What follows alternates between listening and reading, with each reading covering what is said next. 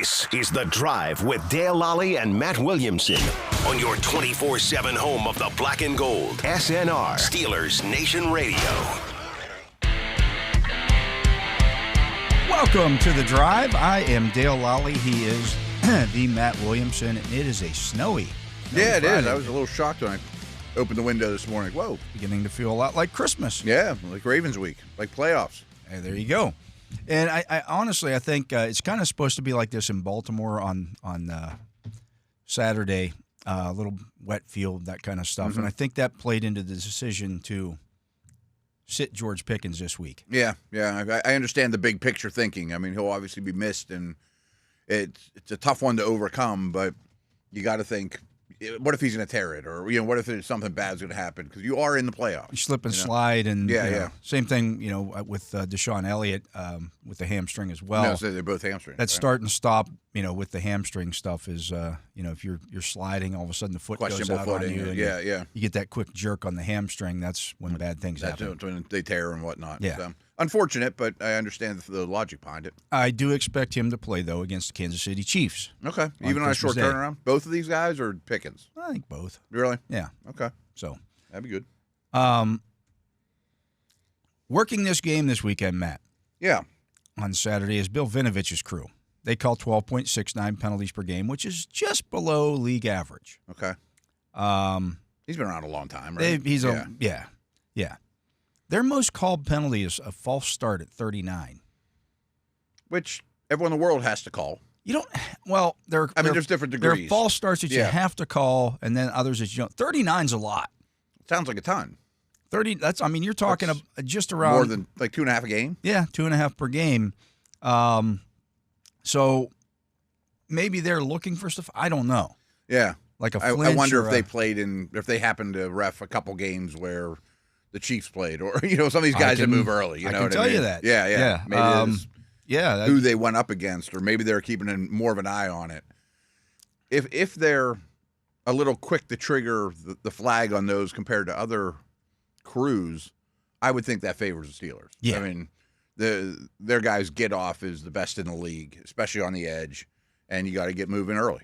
Yeah, they have called one Baltimore game thus far this year. They called in that game only 9 penalties, which for a Ravens game is actually That's low for them. low for them. Yeah. The Ravens had 5 penalties in that game against the Bengals. In case you're new around here, folks, they're the most penalized team in the league. Yeah. Hasn't called a Steeler game yet this season, and in terms of the big game, like they haven't had a game this season. Well, they just did the Carolina-Dallas game on last week. That was their high penalty game for the season. They had 22 penalties in that one. They haven't been above 15 penalties in a game in any other game. There's nothing obscene other than that most No, recent it's not too one. crazy. Yeah, And there are right. a lot of games in single digits. Miami, Buffalo, Cincinnati, Baltimore, Cleveland, L.A., Chargers, Houston, Detroit.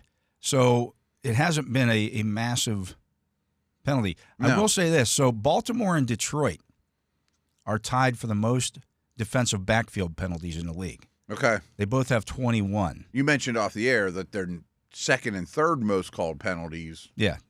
could have really affected this game, too. Holding is 25. Offensive called holding. offensive holding, and then defensive pass interference with 21 is their third most called penalty. After that, then it's defensive holding. Okay.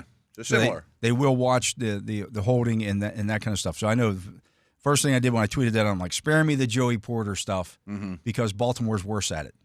Oh, they are. They are grabby. Very, very much so. Holding, to me, offensive holding is a lot like false starts, too. Yeah.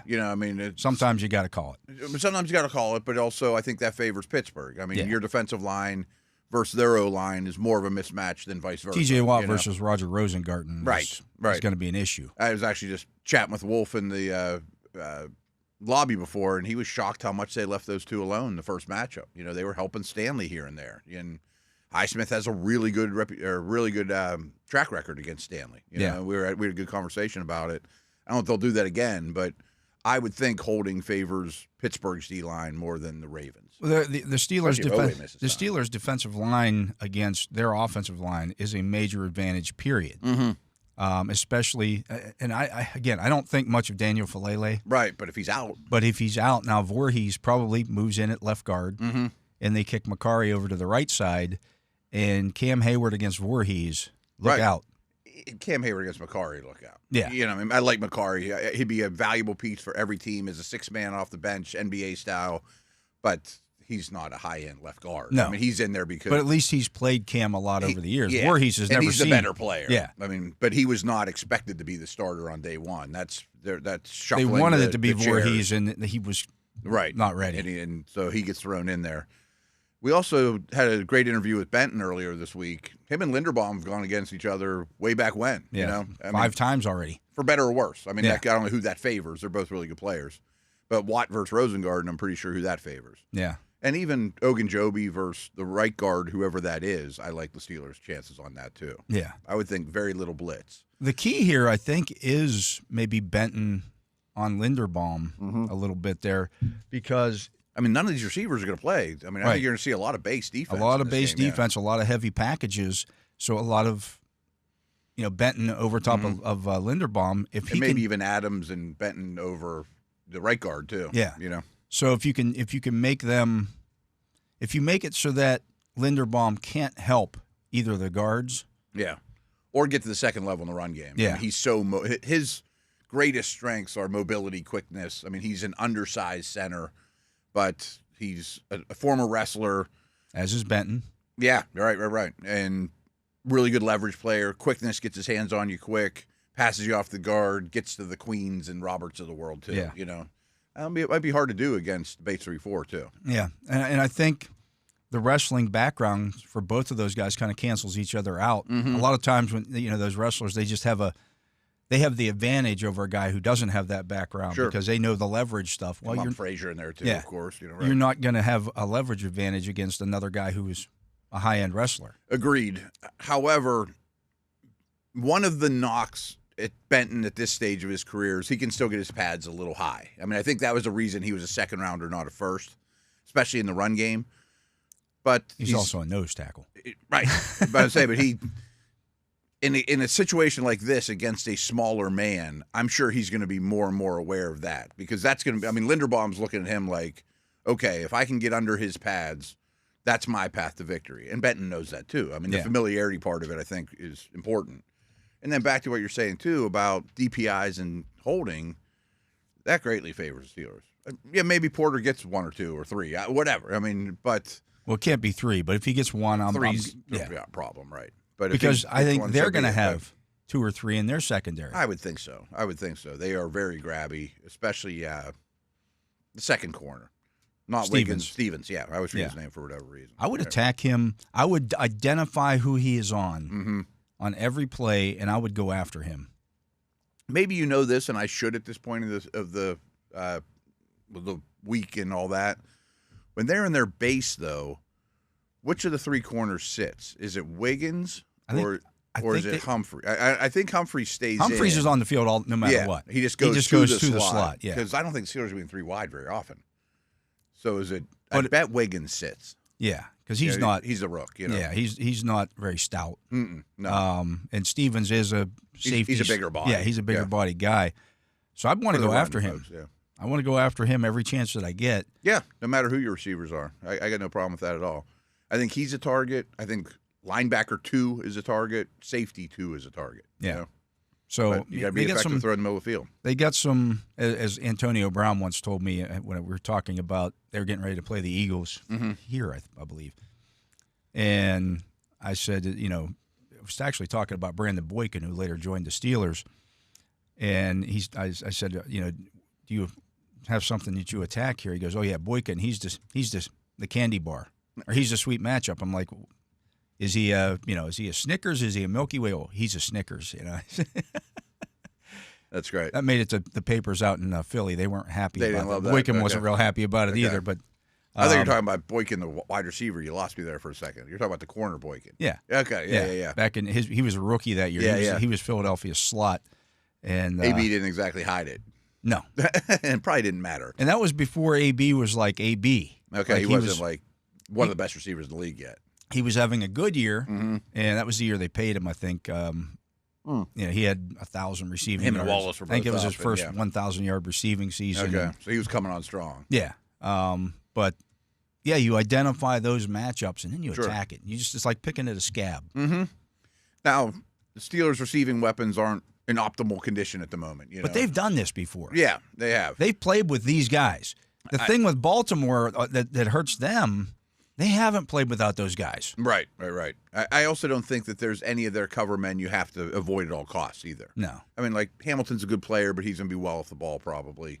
The other corners we mentioned are fine, but they're not certain. Humphrey's the only one that takes the ball away. Yeah, they do not take the ball away much at all. No. They're good at their problem with turnover differential is just they don't take them away. They don't take it away, right? Yeah. They do a really good job of protecting the football, but they don't do a great job of taking it away. So, again, if you think back to the last game, that they had the one interception in the end zone. That was Humphrey, and Washington just didn't read. I think he thought Russ was throwing the ball away. I'm trying to think of the play in the red zone. Yeah, that does ring a bell. I can't remember. He threw it up high, and I think yeah, Washington thought that he was throwing it out of the back of the end zone. Right. I kind of was critical of Washington in the first viewing, just watching on TV, and like, go up and try to get that. And then I watched again, like, he really didn't have a chance at it. Yeah, he didn't really. He never adjusted to the football because I think he thought Russ was throwing it away because he had thrown it away in those situations a couple which was times understandable. before. It was kind of had that look about it. Yeah, you know? I thought when he first threw it, he was throwing it away, laying it down and right. But you can't afford to have those kind of mistakes in this game. Live to play again. Yeah, and just. You can't kick. Well, it would have been if they don't throw that one away. They would have had 7 field goals in the game, at the very least. You can't. But that's 21 points. Yeah. Here's the other thing about that game. Everybody says, "Well, all they did was kick field goals." They were in the scoring range 7 times. Yeah, they did get there. They moved the ball consistently against Baltimore's defense. Mm-hmm. And frankly, I don't care how you get there. If you can have a return or a block kick or a Doesn't matter. turnover or big play or a long sustained drive. Put some pressure on them and get in their end of the field. Yeah, if you can have 7 scoring drives in this game, you'll be in really. You're probably going to win the game. Yeah, you would think 2 of them are touchdowns at least. Yeah. All right. So do that. Even if one of them's if you have 1 touchdown and 5 field goals, you're probably in it. 7, 15, 22 points. Yeah, you're in it. You're in it, especially if there's a little bit of weather and the defense is playing great. Because the other thing that you're doing is Lamar standing on the sideline. Yeah. Yeah. And I think that's a big key here. You need to get back to winning time of possession, which they've been really, really good at, except for last week, basically. Yeah. I still think if we get together, I guess it'll be Monday is our next show. Yes. And the Steelers have clinched the division, we're going to say the defense played an A-plus game. A great game, one of their best performances of the year, which they're capable of. I think this defense. Probably a little embarrassed after last week. Their tackling was poor. I thought, they were a little embarrassed probably after that Browns game and heated things up. I always trust this defense led by Cam Hayward to bounce back anytime that they have an ebb instead of a flow or whatever that is. I'm not sure which one's up and which one's down now that I think about it. So in that previous meeting, Lamar Jackson was 16 of 33. He had 4 carries for 46 yards. Was sacked twice, had an interception. He didn't fumble. Derrick Henry had the fumble. Yeah. But Lamar has fumbled against the Steelers pretty regularly. He has 7 fumbles in 5 games against them. It shocks me how many turnovers in general he has. I mean, he by far throws his highest percentage of picks against the Steelers. And the fumble thing. And if you can keep him in the pocket, I almost don't care who the quarterback is. The Herbigs and Watts and others are so good at forced fumbles and punching that ball out. They've taken it to a new level, and it's an art form. That if you're hitting him in the pocket and getting to him at a reasonable amount of time, the ball's going to come out like it does against every quarterback. Yeah. Here's the other thing about that particular game.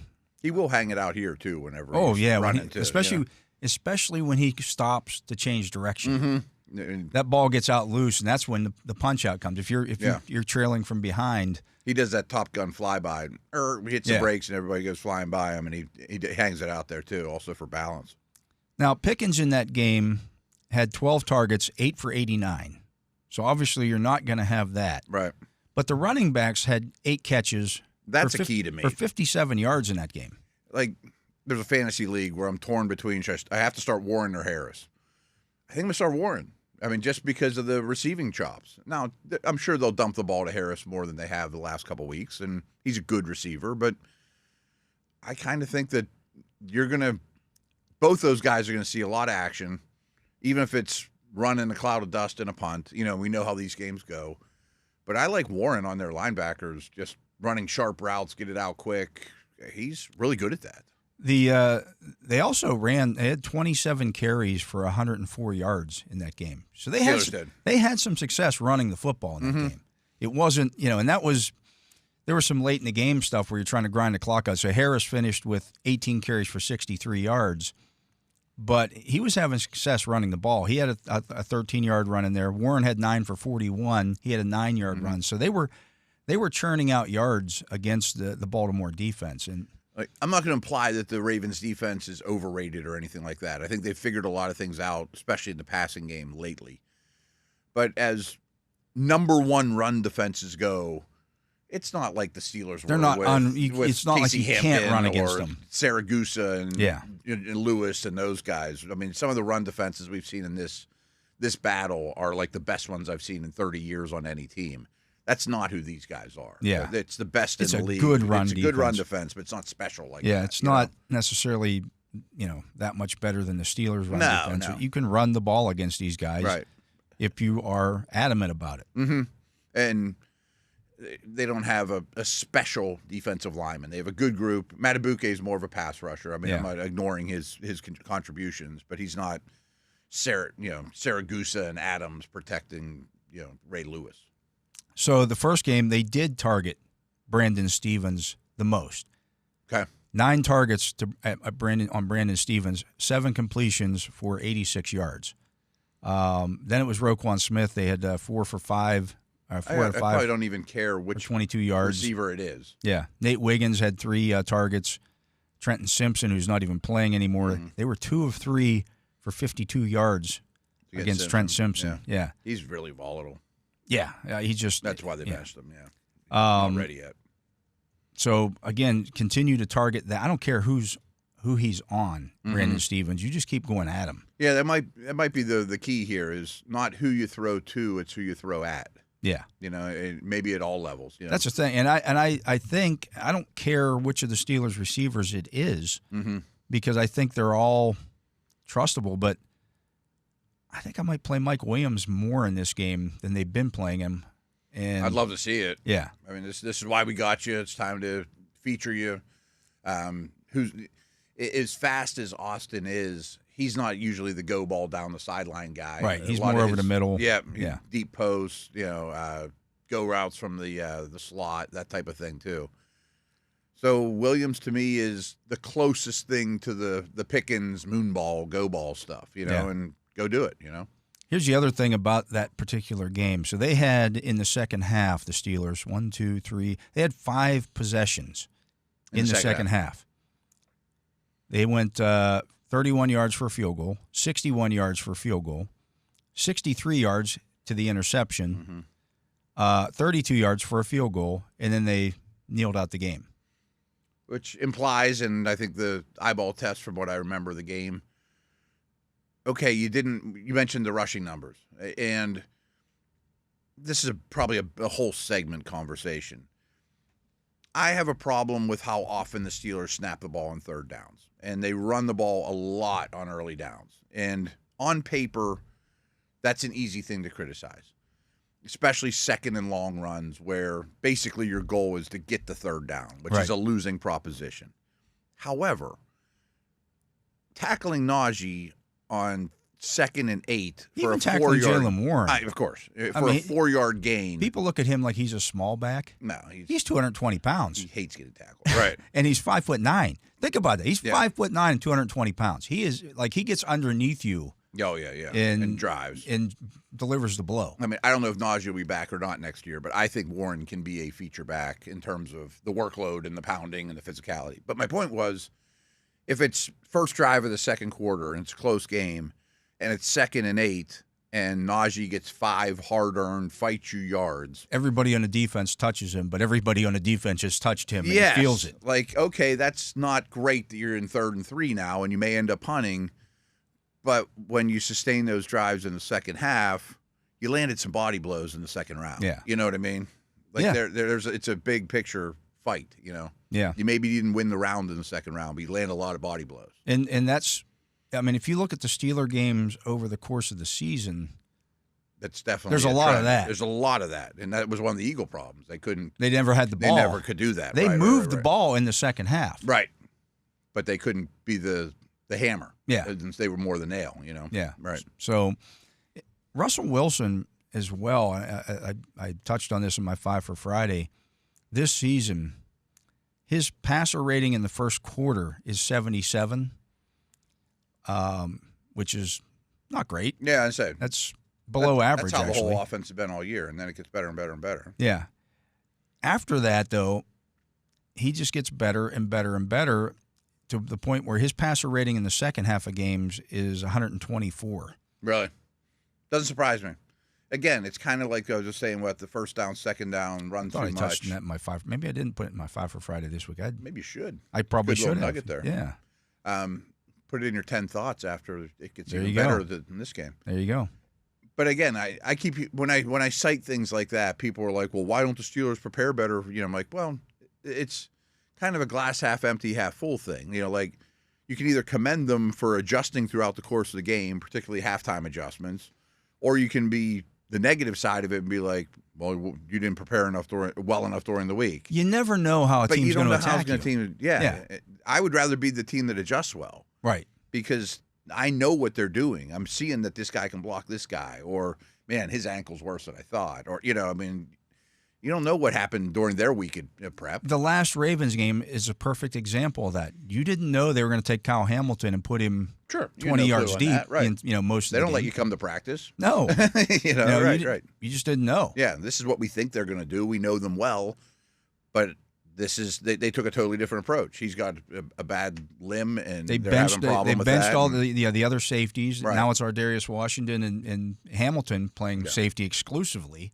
I think any coach would tell you, I would rather if I'm a head guy, I'd rather hire the coordinator that is a great in-game adjuster than, I don't say guesses right during the week, but has a better bead during the week, because so much changes during the course of the game. Yeah, you don't know who's in, who's out. Yeah, all that stuff. Maybe it's even a good question for Missy, but like I loved when I was with teams hovering around the O-line coaches, and they'd be like, the 3 techniques, 6 inches shaded towards the ball more than he used to be. So that kills my blocking angles. I mean, like it's down to the minute detail. My first step has to be 6 inches shorter than I thought. Like that's the kind of stuff they do in the middle of the game. Yeah. It's crazy. That's why they had the overheads. They're all looking at the tablets. Oh, yeah. Like, look at his alignment. It's a little bit different than it's been all the time. Yeah, because that's how they break things down during the week. Right. When they're right. watching film. Like, if he's here, this is where we want to get him to. Mm-hmm. And then, he shifted over. 3rd and long, TJ is really wide, like he did that a lot against Lane Johnson. But on this play, he's creeping in. Why is that? What's he thinking? You got to get in each other's head. Yeah. So, anyways, let's get to a break. He is the Matt Williamson. I am Dale Lolley. You're listening to The Drive here on the Steelers Audio Network. We're going to take a break. When we come back, we'll be joined by Steelers sideline reporter Missy Matthews right after this.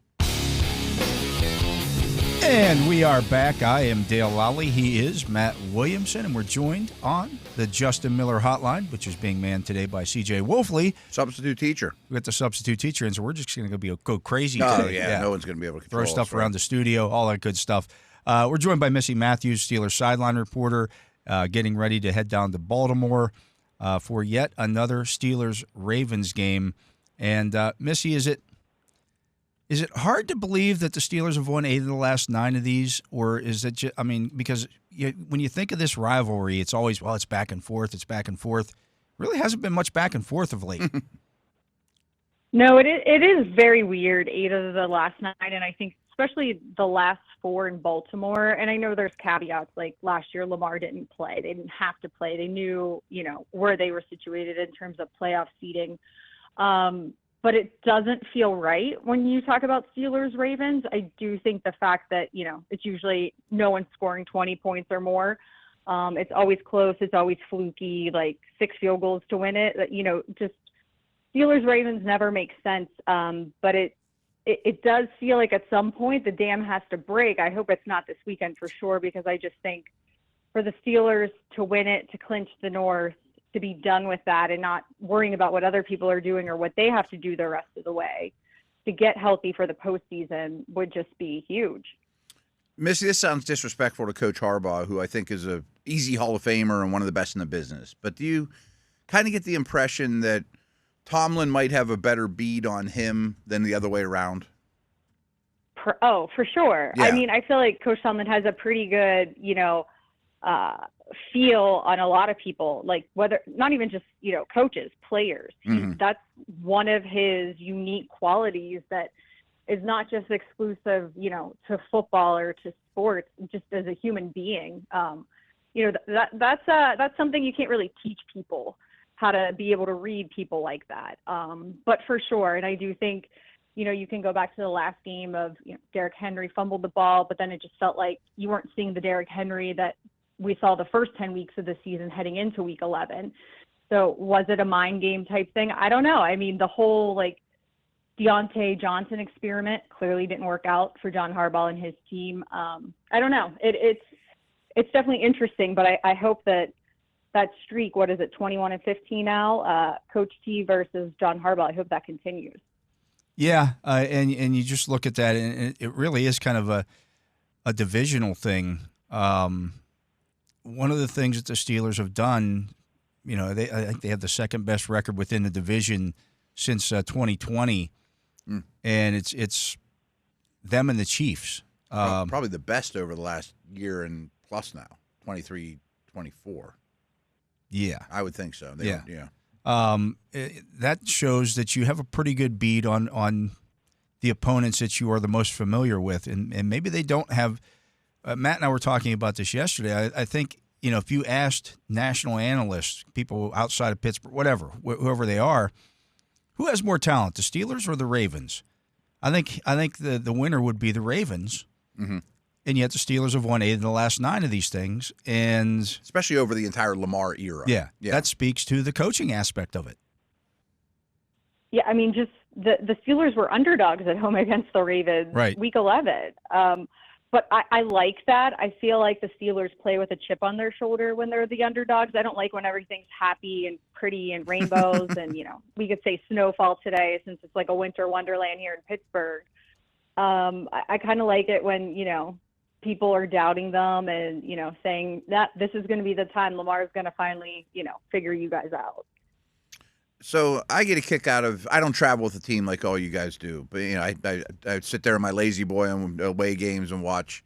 But I really get a kick out of how all of you folks that I work with that go to the games treat all these different cities. Like last week, nobody was excited to go to Philly. None of you guys. Oh, Philly's the worst. Yeah. What's Baltimore like? Is it fun, or is it scary, or is it, boy, I got a lot more good memories here than you'd think, or just get me out of here, I mean, I will say, as much as it pains me to admit this, but I actually really like M&T Bank Stadium. Really? If it's even called that anymore. I just think, from where the press box is, the radio booth. They're going to move that on us next year, I know. Enjoy it right this last time. Yeah. I do think that that's really nice. Obviously, it's a hostile work environment, and I kind of enjoy that as well. I feel like we've experienced that throughout pretty much the entire road season that we've been on. No one's frankly been, open arms and nice. But this isn't a place where Steelers fans can take over. But I hope I see some of them there. It's, Godspeed to those people. But I also love seafood. So I like that aspect of Baltimore. The seafood does sound pretty enjoyable. Yeah, good restaurant. So I'll crab give cakes at Baltimore halftime that. too. Isn't that true? Crab cakes pregame or halftime? They They used do it to. like pregame usually. Yeah. Okay. Maybe they do it at halftime too. Dale would have to confirm that. Yep, Max yep. and I are usually eating Uncrustables from the locker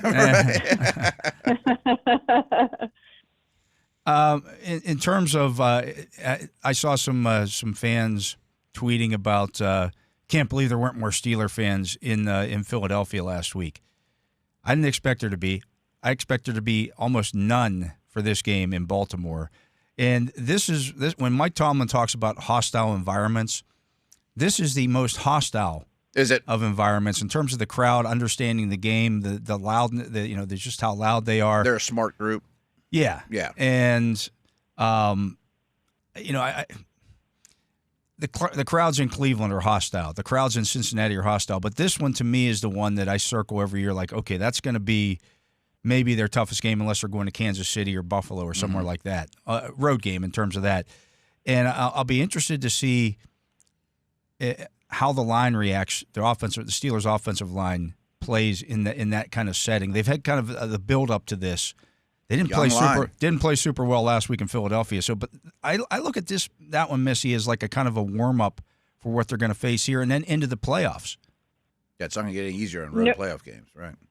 Yeah, no doubt. And I think that's why it's so important to get the win tomorrow. So you have at least one playoff game in the comforts of home, where we have seen them play rather well, other than that Dallas game that, kind of came down to the wire. Landon Roberts almost had it. Dak Prescott made a great play.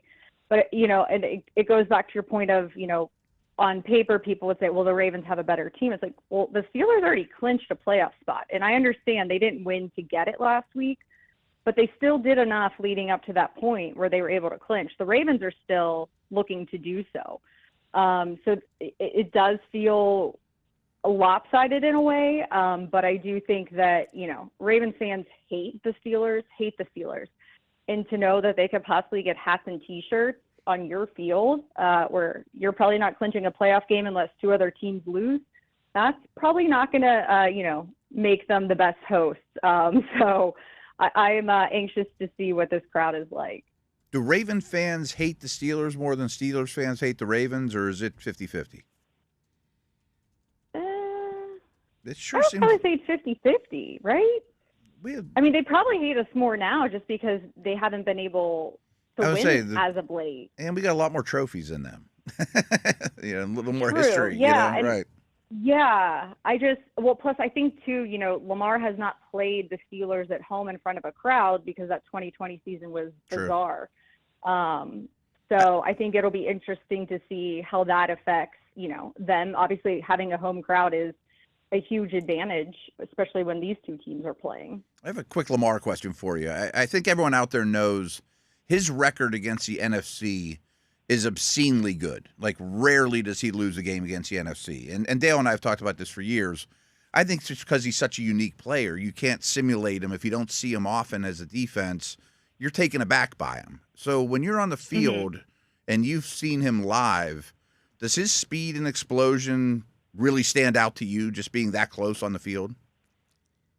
I think so. Yeah. I mean, we see him more often, as you said. I mean, he's 1-4, so I can't say, it's like seeing Joe Burrow or whoever, even going back to like Flacco, how many times have you seen that matchup when he was with the Ravens? But he is just a unique player where it does catch your eye. And I'm sure that's why, like you said, with NFC teams, you can't just turn on the tape and figure it out that week. It's something, and it's why the Steelers and the Ravens and other teams in the AFC North draft and build their teams around beating each other. I think especially the Steelers and the Ravens, it's kind of like, hey, that's the team that if you can sweep, that gives you huge dividends when it comes to trying to win a division title.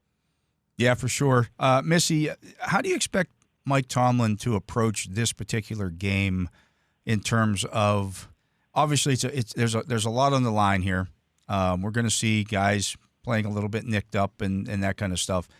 But do you expect a rotation more in this game, knowing that they got to come back and play on Christmas? Do you expect them to rotate more than, maybe even they typically do? Or do you expect him, no, we're going to play this like a normal game and we'll worry about Wednesday?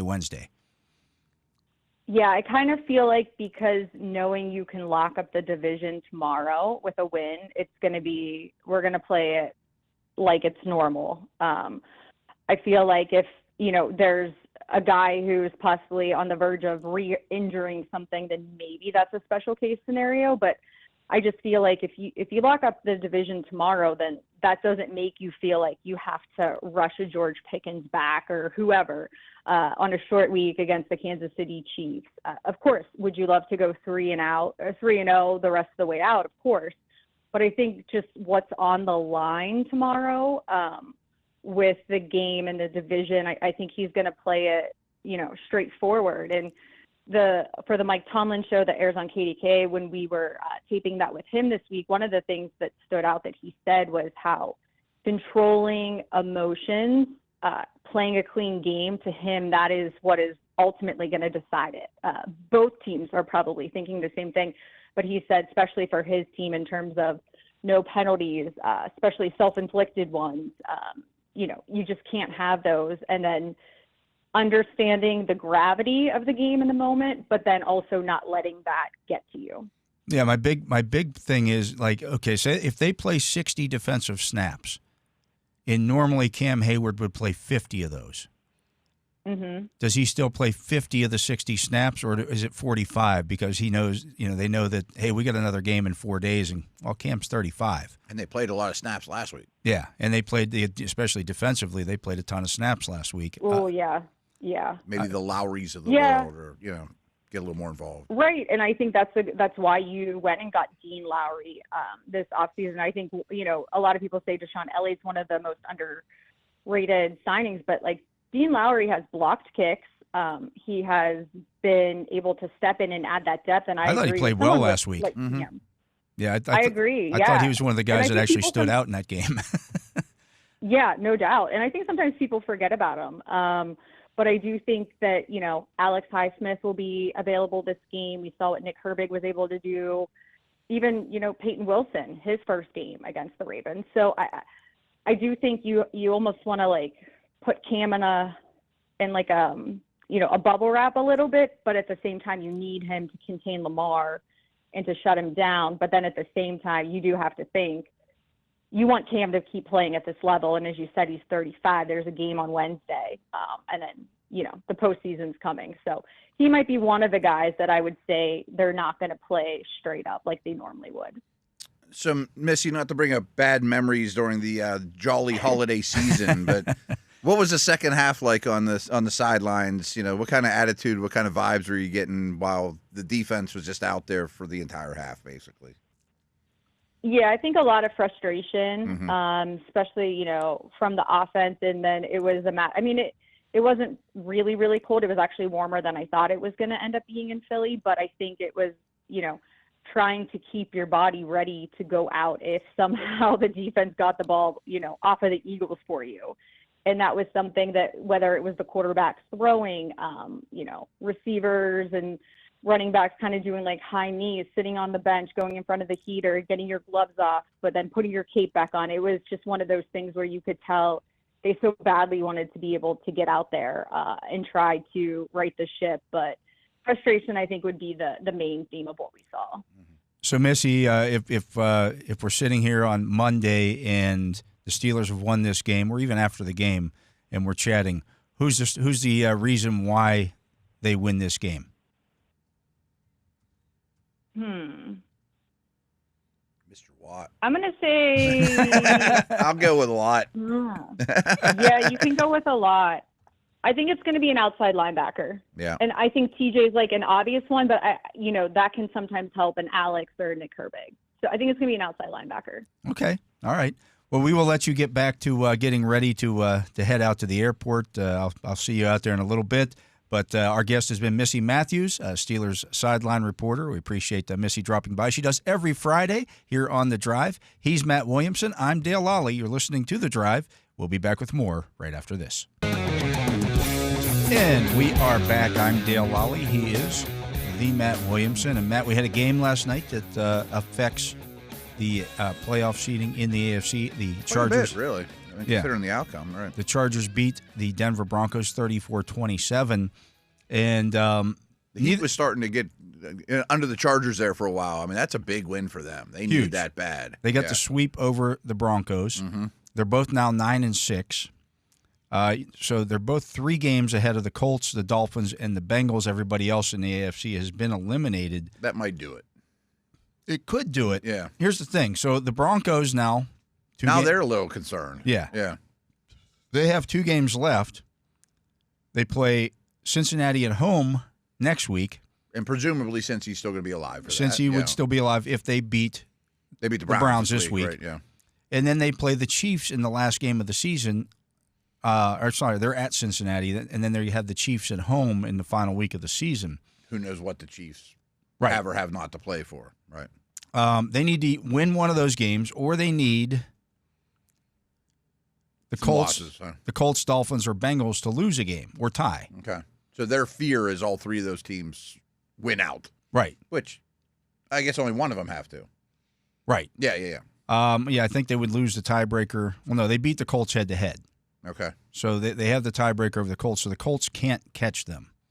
Okay. I don't know how the Colts aren't eliminated. I guess the Colts are still alive no, they're not even alive in the division race. How are So the if Denver loses out and the Colts win out, Denver still has the tiebreaker. I think they would need a 3-way tie for the Colts to get And in. then the tiebreakers all get goofy. Yeah. Yeah, well, I wait. think that's a good call. You're They probably win right the about tiebreaker over Miami based on head-to-head percent. I'm reading this off of the site.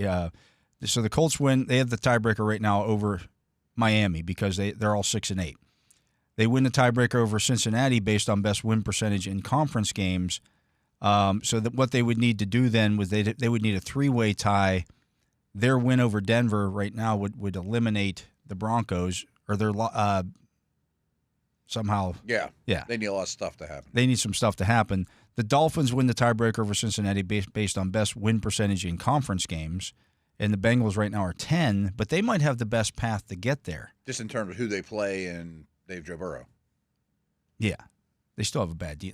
Their strength of victory is the worst in the conference. It's 226. It's kind of amazing. We were sort of texting last night. The 2 teams that played, as well as some of these others were The discussing. Chargers' best wins are over the Broncos. Yeah. That's their 2 best wins. Like, none of these teams have good wins. No. I mean, like all 5 of them. So the Bengals play the Browns, the Broncos, and then at the Steelers. That game next week, Broncos Bengals, It's huge. is huge. Yeah. Unless the Bengals lose this week. But they're not going to lose it. Although Burrow against Cleveland has not been good. I don't know what the weather's be like. Yeah. Yeah. His record against the Browns is I know, it's rough. yeah. But either way, so let's say Cincinnati would happen to get in. Let's say the Steelers win. Either they One of win these they win two. Sunday or Saturday, I should say. They clinch the division. They rest guys in the final week of the season, which is Would be wonderful. They're probably not going to rest a bunch of guys against the Chiefs on Christmas Day because then you'd have guys off for over 2 weeks Right. before your playoff game. But you could rest guys in that game against the Bengals. And I it's might like, even rest some guys against the Chiefs or, the Cam Haywards of the world. I get I'm it. not saying, like, make them inactive, but, like, play a half or, here and there. Third But down. even if the Bengals were to get in, they would be the 7 seed. You're not going to see them. Probably not, right? Yeah. Yeah, you'd be the 3. I don't really fear the Bengals. I mean, I want to keep really good quarterbacks out, and Herbert made a case that he's scary still, and Burrow's definitely scary. But I don't know. I kind of think Denver's the team of those 3, or of all the non-AFC North wildcard teams. I think Denver's the best team of the group. They have a defense. They have a defense. Although it didn't play great yesterday in the second half. Second half, it fell apart. None of them super worry me. No. But, I mean, again, the Bengals' defense is horrendous. It just hasn't shown up that way quite yet. And I don't know if it will against the Browns with DTR. Yeah. But overall, I mean, my takeaway from last night's game is those are probably the 2 remaining wild card teams. Probably I so. mean, it'd be a pretty wild turn of events for that not to happen now. Yeah. And the Chargers needed it. I can't. I don't think either one's particularly Cincinnati's strength of victory is 226. good. Yeah, it's amazing. 226. That is the worst. It's got to be one of the worst. The only one that is worse than that is Carolina. Carolina's 214. Okay. Like all Cincinnati does is beat the really bad teams. Yeah, and a lot of small narrow losses, but they found a way to lose over and over this year. Yeah, their problem is they would lose a tiebreaker to Miami. I mean, their conference record has to destroy them. Miami has the 49ers at home this week. They can Miami's win strength that. of victory is not good either. Then they play at I Cleveland wonder if and they're at the favored Jets. against the Niners. I bet they are. or should be. They're in a better place. Yeah. The Colts, we'll see about that. But, yeah, it's let somebody else worry about that. It's nice to have somebody else worried about, having to do this or that to get into the playoffs. Oh, yeah, absolutely. And I don't see any of those teams as contenders. No. I mean, there's, 5 teams we just mentioned in the AFC that are fringe or in. Some of them are good stories, like. I do think, in many ways, seeing Cincinnati go to Buffalo in the first week of the playoffs would be interesting. Oh, it'd be a fun watch. Yeah. Absolutely. Or seeing them, let's say they had to go to Kansas City. So maybe you look at it from this perspective. Well, they couldn't. Well, they could go to Kansas City, yeah. Could any of those teams upset Buffalo? Cincinnati's the one I think has the best chance. Yeah, Burrow just plays out of his mind. It 44 turns into to a 45. Turns into a shootout. Weather's and he finds good. a way to win. Right. Maybe Allen fumbles on the way or something. Something goofy happens. I can't imagine Denver, or the Chargers, or the Colts, or Miami going to Buffalo and winning in round 1. No. But that'd be great. Like, maybe you don't want to see Burrow in playoffs, but I'd rather not see Allen and his buddies. Yeah. The thing is, could Burrow do it multiple times in the playoffs? I have my doubts. Yeah. I'd love to see them eliminate Buffalo, but I think they're the only team that could probably pull it off. They didn't have the chance to go there in round 1, but they got a lot of things have to happen their way. Yeah. I mean, as it stands right now, if Buffalo does end up as a 7th seed, you're looking at Denver, Indianapolis, Miami, or Cincinnati going there. I'm with you. Cincinnati would have the best chance. It's the only one that if everything, all the chips fell right, those 2 quarterbacks could duel it out, and maybe Allen comes out short. Yeah. It's possible. It's possible, but not probable. Mm-mm. But that would get you out of if the Steelers do end up as the 3 seed, that would get them out of having to go to Buffalo in round. You can probably host 2. the second game. Yeah. Right. Which would be fine. Right. And, well, as I said, even the 5 seed doesn't worry me that much, but I am really interested to see what Houston looks like down the stretch here. There's no way their offensive line's as bad as it's been. I don't know. By this point in the season, you kind of are what you are. I know. But I don't even know who their O-line coach is, and this is rough, but he's doing a very poor job, whoever he is, because all of a sudden, Tunsil's been a top 3 left tackle in the league. He can't block anyone and doesn't know who to block. The guard that they got, he's being penalized at the highest rate in the league. Mason's been a really good guard. Can't block a soul anymore. What's going on here? The good players got bad, let alone the Kendrick Greens of the world. Yeah, what makes you want? Maybe I don't know if Tunsil's playing through something or who knows. Right. Maybe he just hit a wall in his career. He's not. There's a chance he's just done. Who knows? That could happen to both those guys. It's kind of what happened to Marcus Williams to me. With this Ravens team. Yeah, at some point that Father Time catches up with everybody. It's tough for the front office. I think I got another year out of this guy, but what if I'm wrong? Yeah. Right. It's brutal. It's the question you had about Cam Hayward before this. Right. You just don't know. You don't know. And some guys are just built differently. Mm-hmm. Some aren't. Right. Have a contingency plan. Absolutely. That's going to do it for hour number 1, Matt. Good stuff. Yep. Let's get to another break. He is Matt Williamson. I am Dale Lolley. You're listening to The Drive here on the Steelers Audio Network. When we come back, we'll get to pick our DFS lineup for the week with the Fantasy Football Focus. We'll get into some of the matchups here across the league. A big weekend in football starting Saturday with some games. Yeah, good stuff. Can't wait for that. And then, we'll make our pick on the Steelers and Ravens game. We'll do all that in hour number 2 right after this. Good afternoon, everyone. Here in Pittsburgh. It's a very unique defensive system. It's a zone area where you would blitz a guy that normally doesn't blitz, make the quarterback figure out what's going on. Rush the quarterback. I'm I show up on Sunday. Don't run that over here. And that system allows really good athletes to play in space and just to go have fun and get after opposing quarterbacks. It was glorious. It was a lot of fun. We got to get the ball out of there. This is a Steelers story. Birth of Blitzburg.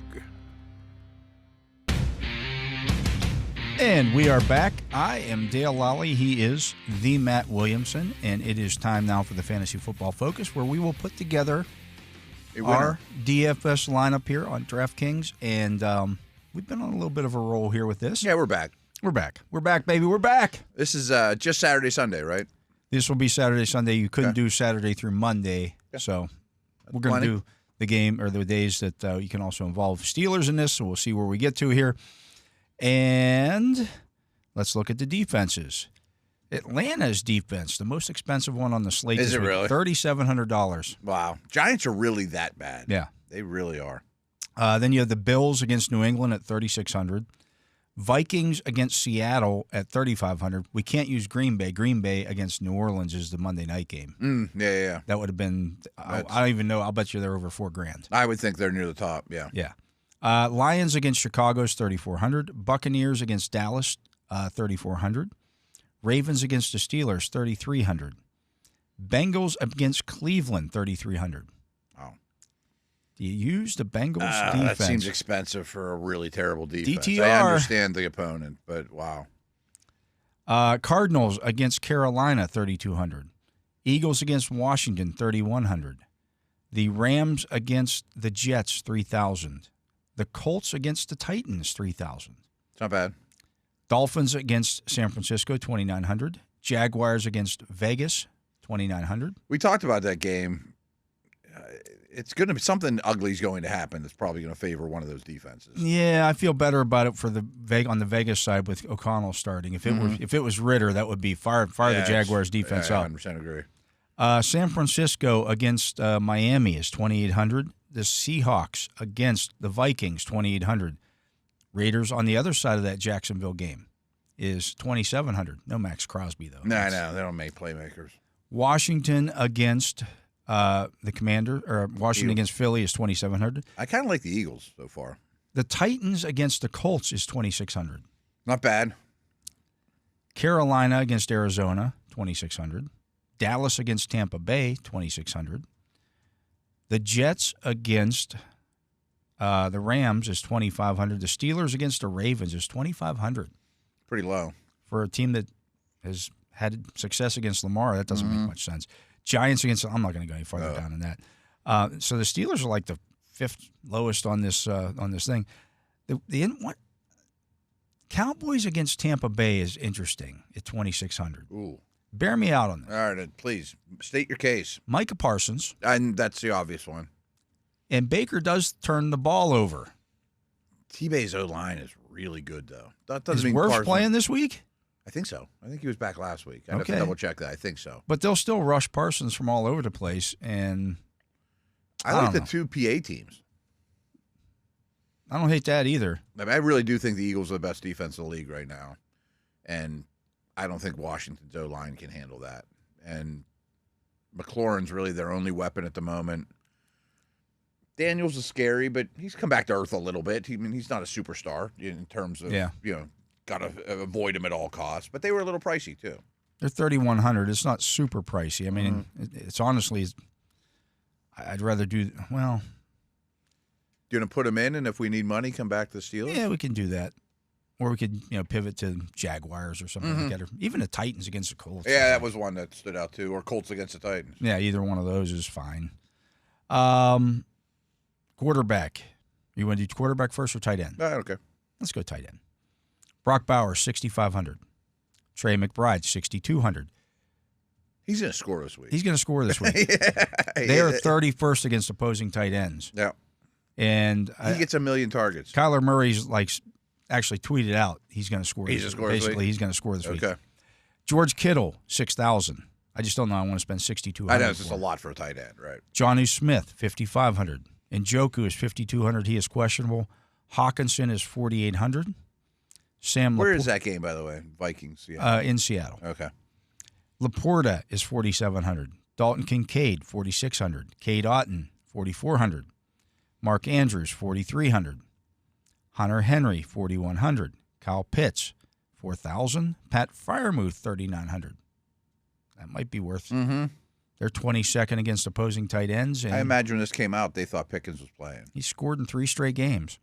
Zach Ertz is $3,800. Cole Kmet, $3,700. Jake Ferguson, $3,600. Tampa Bay is cheap for him.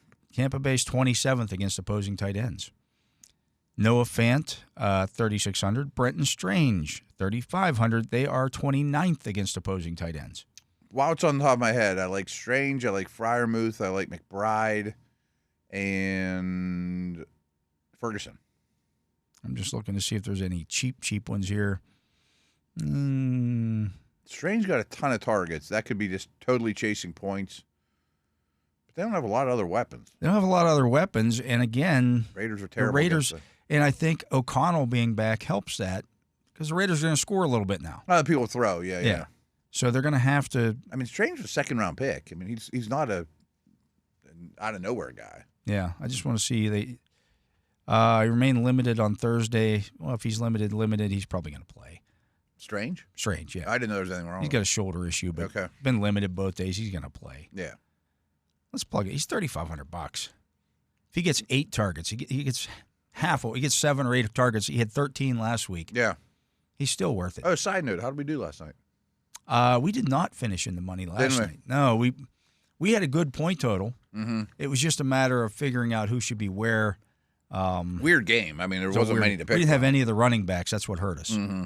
If you had Gus Edwards in the lineup, I figured that was going to and be a death knell. He broke the long run late, but he scored 2 touchdowns. Mm-hmm. You almost had to have him probably. Yeah. At the quarterback position, we put Strange in. We had like 90 points in that game last night, and the winner had like 104. Yeah, I'm shocked there was that many. It's just how close how close it goes in those kind of contests. We were right on the cusp, but not enough. Quarterback Josh Allen, 8,700. Lamar Jackson, 8,200. I don't like those pay-ups for those two guys this week. Either. Jalen Hurts is 7,800. That one, if I were going to pay up for a quarterback, might be where I would go. Of the 3, yeah. Joe Burrow is 7,500. Jaden Daniels, 7,300. Jared Goff, 6,800. Baker Mayfield, 6,600. Are you expecting any weather in Chicago? No. Chicago's actually second against opposing quarterbacks. Second best? Yeah. I can understand that. Mayfield is 6,600. Sam Darnold, 6,500. Brock Purdy, 6,300. Kyler Murray, 6,100. Tua Tagovailoa, 6,000. Matthew Stafford, 5,900. Drake May, 5,800. Russell Wilson, 5,700. Geno Smith, 5,700. Aaron Rodgers, 5,600. We get back on the Rodgers bus again? Who are they playing again? They're playing the Rams at home. It's not bad. Their Rams are 25th against opposing tight ends. He's such a weird dude. And the Rams can score. Yeah. Rodgers versus Stafford. I mean, like, classic old guy battle. Yeah. Rodgers has put a couple good games together. I think he's trying to show the world something. I mean, that's how his whole career's been. When he has something to prove, he's a little better. You know, like, they drafted Jordan Love because he was struggling. Then they drafted Jordan Love, and he won 2 MVPs. Yeah. You know, like, they got good quarterback play out of him. Caleb Williams at 5,500. They're going to have to throw in that game. That defense is really banged up. He had like 35 points in the first matchup on – I understand it was indoors, but it was actually 26.1 points on here. But Kirk Cousins, well, he's not playing. Yeah. Anthony Richardson, 5,400. Bryce Young, 5,300. Cooper Rush, 5,200. Tampa Bay's 31st against opposing quarterbacks. Struggling. Mac Jones, 5,200. Kind of like Rodgers. We could have a Mac Jones, Brenton Strange stack. What could go wrong there? Aiden O'Connell is 5,100. Jacksonville is 32nd against opposing quarterbacks. If you go super cheap, we could talk about some of those. Mason Rudolph, 5,000. Drew Lock, 4,900. Wow. I do expect, since they're desperate, for Richardson to run a lot in that game. Michael Penix is $4,500 against the Giants. He's throwing good dudes. They're 23rd against opposing quarterbacks. The problem is, are the Giants going to score enough to make them continue, or are they just going to run the ball? We haven't gotten to it yet, but I kind of think Algier is somebody to look at. Yeah. I mean, I think they're just going to. Bijan's not going to carry it. Not 87 from start to times, finish. Yeah. Right. I just think that their running backs will be great, and one of them's way cheaper than the other, I'm sure. Yeah. Who do you like there? Rodgers. I understand paying up for Hurts. I don't think that's terrible. He's coming off a good game. They have great weapons. He's going to run. He's going to score a touchdown. Probably. Yeah.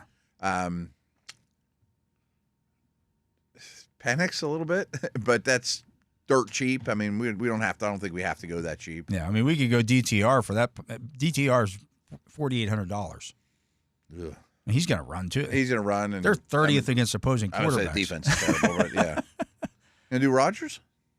Yeah, I mean, he has the best. I think that game turns into kind of a shootout. Yeah, right. I think it's just kind of old man quarterbacks yeah. slinging it against each other. A lot of pride. Maybe 2 Hall of Famers. Yeah.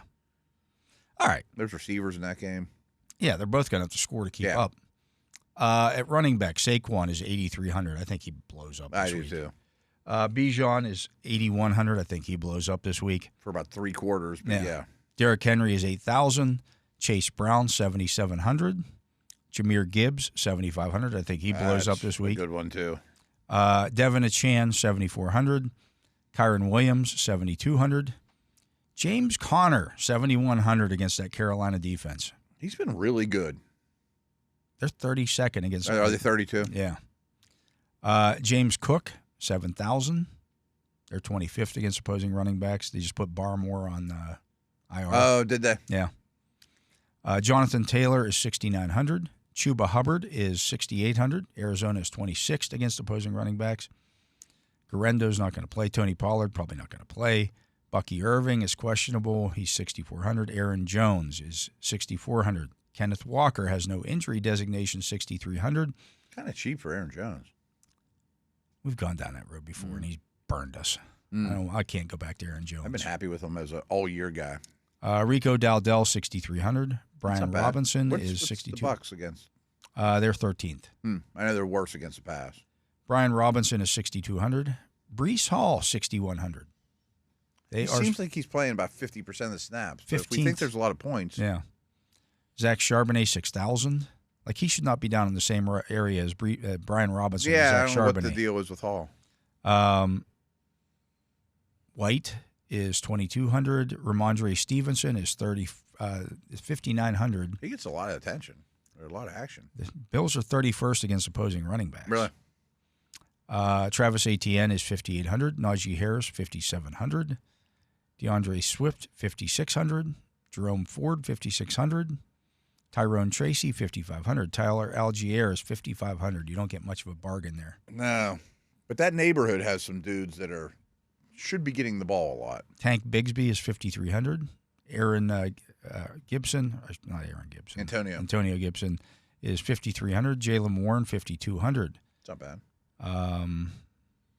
Alexander Madison is 5,100.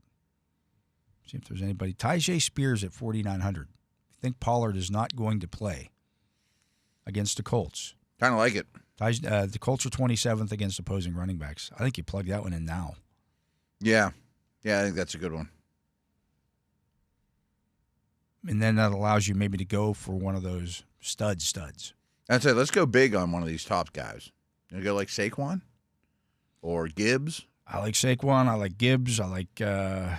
Mm-hmm. Gibbs is the cheapest. I think Saquon has the highest ceiling. Actually, like James Conner, too, at $7,100. Could we swing them both? We've been pretty cheap on everything. Probably, but we'd have to work in some mid-range wide receivers. Right. Because we can average right now about 6,600 the rest of the way. Who's your favorite big dog? Let's put Connor in there now. Okay. It's 7,100. That's because that's only slightly, and if we have enough money left over, we can put maybe a Saquon or Bijan in the flex spot. That's fair. Yeah. Connor's just barely over value here. They may have some receivers we really like here. Jamar Chase is 8,500. I think he goes insane. Justin Jefferson is 8,200. Puka Nacua, 8,000. Amon-Ra St. Brown, 7,900. A.J. Brown, 7,800. He is questionable, though. Really? You have Mike Evans at 7,600. I think he goes nuts. I like that one a lot. CeeDee Lamb, 7,500. Terry McLaurin, 7,300. Devontae Adams, 7,100. Be a nice hookup. Got the stack there. Tyreek Hill, 6,900. T. Higgins is 6,800. He's questionable, but he's expected to play. I think he plays, yeah. Jerry Jeudy, 6,700. Can't go there. No. Garrett Wilson, 6,600. Boy, that flipped from a week, huh? I know. Last week, Wilson was way more expensive than Adams. And didn't I don't know who I even prefer. I know Adams is coming off a heater. But Cooper Kupp, 6,500. Drake London, 6,400. Brian Thomas, 6,300. Jordan Addison, 6,200. It's pretty cheap for Brian Thomas. Malik Neighbors is 6,100. Jackson Smith and Jigba, 6,000. I like all those guys. Smith and Jigba, Neighbors, and Thomas. They all get a lot of targets. Zay Flowers is 5,900. Jawan Jennings, 5,900. Khalil Shakir, 5,900. Jacoby Myers, 5,800. Devonta Smith, 5,800. Calvin Ridley, 5,700. DJ Moore, 5,700. Ridley from Rudolph. DK Metcalf is 5,500. Minnesota is 32nd against opposing wide receivers. Are they really? I think I'd prefer Smith to Jigba for the price, but they both make sense. What's DK done of late? I know he's not been, and this is why he's cheaper. He hasn't scored a touchdown in the last 5 weeks. It's been slow. I didn't realize it was that long. But, yeah, they haven't thrown a lot of touchdown passes as a team. But Geno's back. I wouldn't mind getting involved with one of those receivers. Jamison Williams is 5,500 too. Wow, that's pretty cheap. That's really cheap for a guy. Keenan Allen's a guy that the last time out against Detroit, he tore them up. Did he? Last time out against Detroit, he had 8 for 73 and 2 touchdowns. They seem to be getting him involved more since the coordinator change. I'm sorry, it was 5 for 73. Yeah, he's 13 targets last week. Had 3 for 30 the week before that at San Francisco. They didn't do anything in that game. No, they were hardly on the field. At Detroit, it was 5 for 73 on 8 targets, but he scored twice. Against Minnesota, it was 9 catches on 15 targets for 86 yards and a touchdown. I don't have a problem with it. I just think against Detroit, they're going to have to throw the football. $5,300. Yeah. No, I think that Detroit defense is very beatable. And they're going to have to throw the ball. Yeah. Going to have to. I thought Caleb Williams was a consideration too. You're putting him in? Yeah, let's put him in. Okay. Then we can pay up. Kind of like Evans. I do too. Yeah. I think they're trying to get him. They want to get him that 1,000, and he is awesome. Yeah, what's he got? He's at 749 right now on 52 catches. He has 9 touchdowns. He's been a machine pretty much since he entered the league. I think you'd plug him in. Yeah, I'm fine with it. At home, the weather's going to be fine. I heard a really good conversation about him that people don't value him enough, like on the all-time receiver list. You know, people think of him as, is he a Hall of Famer or not? That dude's a slam dunk Hall of Famer. He's closer to like Larry Fitzgerald to me than he is Reggie Wayne, should he get in or not type of guy. I mean, he's had a remarkable career. So we can then average 6,450 for 2 spots for our final 2 spots. If we want to pay up and go get one of those other running backs, or do we want to pay for a wide receiver here?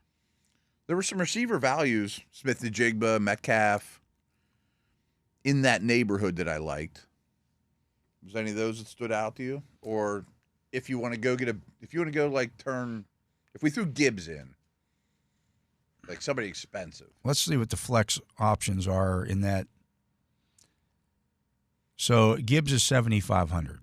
Okay, I know he's. That would leave us about 5,300 to spend. That's why I was curious. Like, if we put him in, is there some guys in that 5 to 5,300 neighborhood that we like? Let's put it in there. That actually leaves us 5,400. So if we had 5,400 to spend on a wide receiver, that would get us Marvin Harrison, Darnell Mooney, Deebo Samuel, Amari Cooper, Rome Odunze, Michael Pittman, Josh Downs, Elijah Moore.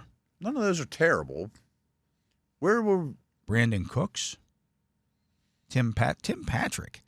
Tim Patrick's been on. You want to talk about being on a heater? Yeah, right. He had 13 points last week. He had 22.3 the week before that. He's got 15 targets the last 2 games. It's like Smith and scored 3 touchdowns. Like everybody's focusing on everybody else in that offense, and he's just like, throw me the ball in the end zone. Wide open, right. I don't mind any of those. Was there a tight end or a defense that we could pick up an extra couple $100 to go down on? I remember we had that conversation. Tight end probably not. Defense maybe we could. Defense, yeah. Or did we go cheap? We went. It's 3,100 for the Eagles. To go cheaper than that. What if we turned them into the Steelers? Rams, Colts. Defense against the Titans is $100 cheaper. The Dolphins against San Francisco is $2,900. Jaguars against the Raiders is 2,900. 49ers on the other side of that Dolphins game is 2,800. Seahawks, 2,800. Raiders are 2,700. Get down to the Steelers, it's 2,500. That might make our flex a little more appealing. I do like the Eagles setup, though. That would get us 6,000 on that final receiver spot. That would get us Jackson Smith and Jigba. Ooh, I like that. Or Zay Flowers or DeJuan Jennings. JSN would be my choice of those guys. All right. I don't see Flowers blowing up in this game. I don't either. Yeah. I don't either. All right. So that gets us Smith and Jigba. He's been on a heater. So that gives us Aaron Rodgers at quarterback, 5,600. Tyjae Spears at 4,900 at running back. James Conner at 7,100 at the other running back spot. Keenan Allen at 5,300. Mike Evans at 7,600. And Jackson Smith and Jigba at 6,000. We have some old receivers in there. I'm good with that. Yeah. Brenton Strange at tight end at 3,500. Jahmyr Gibbs at 7,500 in the flex. And the Steelers defense. I'm cool with it. Let's just take one last look at the flex here. I didn't look around at what else is there. So you got Gibbs at 7,500. You have C.D. Lamb at 7,500. Achan at 7,400. McLaurin, 7,300. Kyron Williams at 7,200. Devontae Adams at 7,100. But we could stack that. And then where do you go with the remaining money? We'd have another go back to the Eagles? We could have 400. That wouldn't quite get us the Eagles, though. I know last week was convincing, but are we convinced that Adams is better than Wilson? So over the last 5 games, Devontae Adams has 12, 11, and 12 targets. He has 45.8, 28.9, and 17.6 points. Yes. Yeah, that's pretty strong. He has 4 touchdowns in the last 3 games. I'm cool with it. I mean, I really think Rodgers has something in his mind about he's going to make his guys. I think he's feeling like this might be my last chance to play with my guy. Yeah. I'm going to I want to make sure he gets. People still know he's good. Yeah, people still know I'm good. And when they both do whatever they do going forward, I don't have a problem with that. So that gives us the $400 left. So we could either pay up for one of the other spots. We could pay back up on defense. Does that get us back to the Eagles? That does not get us back to the Eagles. So that gets us right below the Eagles. We need $200 to get to the Eagles. That would give us the Dolphins. I didn't like in between all the Jags, 49ers. You want to stick with the Steelers there? Any chance that gets us from Conner to Gibbs? Oh, it definitely could do that, yeah. Does that on the nose. Ooh. Actually. I prefer Gibbs without Montgomery. Yeah, $7,500. Yep. I like that. That fits in well. Okay, so now you got Aaron Rodgers, Tyjae Spears, Jahmyr Gibbs, Keenan Allen, Mike Evans, Jackson Smith and Jigba, Brenton Strange, Devontae Adams, and the Steelers defense. I like that better than the build we almost locked up. Okay, I'm going to lock it in. There we go. Boom. We are locked in. Again, that's at quarterback. Aaron Rodgers for the second week in a row. We're riding the old guys this week. Jahmyr Gibbs and Tyjae Spears at running back. Receivers are Keenan Allen. We're pretty sure Pollard's not playing, right? Yeah. Okay. Keenan Allen, Mike Evans, Jackson Smith and Jigba. Brenton Strange and Devontae Adams. Brenton Strange is the tight end. Devontae Adams is the receiver. And the Steelers defense against the Ravens. I'm cool with it. Even if Pollard plays, Spears is going to get some He's still points. pretty cheap, and he's the third down back. Yeah. He's been catching a lot of balls. Yeah. So that's a Rudolph thing. With that. Yeah, I'm cool with it. I'm good with it. Okay, we're locked in, and that should do it for the Fantasy Football Focus. We're going to get to another break, and, of course, you can hear The Drive every Monday through Friday from 4 to 6 p.m. Right here on these very airwaves. You can also download the Steelers mobile app and get it directly on your phone, or you can watch it on YouTube or listen on YouTube. You can also leave us comments on there. Just a reminder, we won't have a show on Christmas Day because, well, the Steelers will be playing that day, but we'll have a show every other day next week. We're coming to you on Christmas Eve, folks. Absolutely. Yeah. Good stuff. Yeah. Yep. Let's get to a break. He's Matt Williamson. I'm Dale Lolley.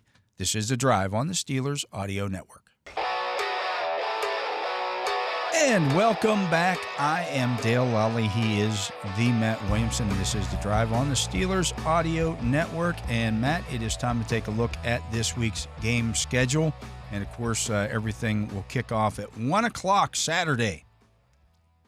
You got the 9-5 Texans at the 13-1 Chiefs. The Chiefs favored by 3.5. The over/under 41.5. That is the lowest Chiefs line, I think, in long.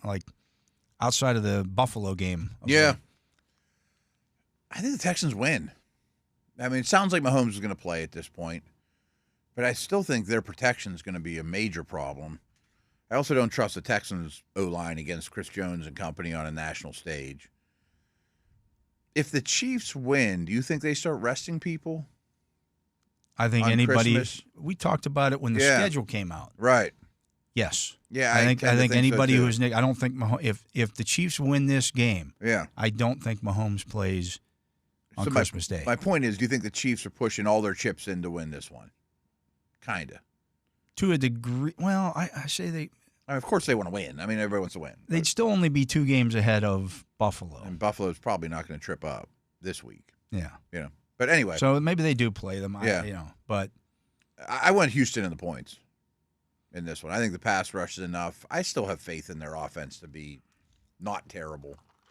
3.5 is interesting. It's a good spread. Mm-hmm.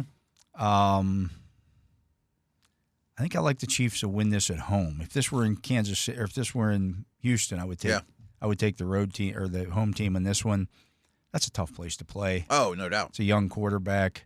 The Chiefs' defense can carry them in this one at home. Solid, yeah. I think it's a defensive slugfest. I think it's like 20-17. Yeah. Something like that. But I think Houston does cover. I think that hook on there at the end is interesting. Nice. Yeah, I like the 3.5. But I'll take the Chiefs to win it, and I'm leaning the Texans same to way. cover. 21-20, 17-16. Good game. Yeah. Moving to the Sunday games because we're going to skip the other Saturday game. You got the 2-12 Giants at the 7-7 Falcons. Atlanta favored by 9. The over/under 42.5. I wonder if ever in the history of the game has a quarterback making his first career start seen his team favored by more than a touchdown, let alone 9 points. Isn't it in New York too? No, it's in Atlanta. I'm still laying it. I don't think you need much from him to win that game. Atlanta's defense has made some plays. I just think they're going to run the ball like crazy. I think Penix is better than Cousins right now. I don't know. I probably shouldn't say that. Yeah, Who the heck knows? Who knows? But, I mean, they have enough weapons that it's a pretty favorable spot to land. No Dexter Lawrence. I just think the Giants have no intentions on winning. Yeah, I think Bijan takes that game over. Yeah. I like the Falcons. I do too. Yeah, big. Yeah, I just feel like those last couple of weeks, these Giants lines, they can't make them big enough. They had like 17 guys on the injury report yesterday, too. Yeah, I mean, they made golf reservations a month ago. You got the Lions at 12-2 are at the 4-10 Bears. Detroit favored by 6.5. The over/under is 47.5. That's a sneaky over. That could be a back and forth. I think that's game. over all day long. Yeah. I think that's a Detroit knows now. Our defense, like some of the stuff that Campbell is doing, tells you he knows his defense can't stop some of the going anybody. for it on fourth down, and some of the onside kicking early in the third or fourth quarter. We got to get to 30+ every week. Yeah, and they can. They can. They're certainly capable. Right. And without Montgomery, they probably throw more too. I think I'm considering starting Goff over Daniels in our league. I'm starting Caleb Williams this week over Jordan Love. Yeah.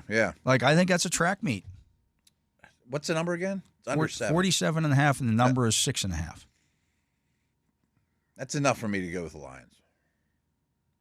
Under 7. If it was 7 or more, I think it's that close. It's a good line. It is. I think I would just, if I had to play that game, I would just play the over/under. I would too, I think.